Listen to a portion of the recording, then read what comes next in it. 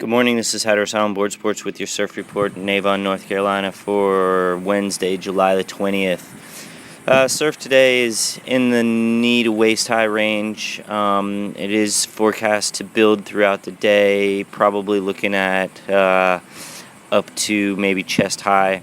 The wind, however, is putting a pretty decent amount of chop on it. It's south-southwest right now at about 10 or 12 miles an hour, and it is forecast to increase to about 15 miles an hour this afternoon and go more southerly as well. So it doesn't really look like it's going to be getting better this afternoon, even though I know that people are probably somewhat excited about the prospect of there being a tropical storm offshore. It doesn't really look like it's going to deliver, but we will keep an eye on it anyway. Tides today, we had this morning a high tide. Actually, we had a low tide at just after 5 a.m. We've got a high tide at 11:30 this morning. A high tide, another low tide this evening at 5:35. So that's your forecast for Avon for today. Check back with us tomorrow and have a good day.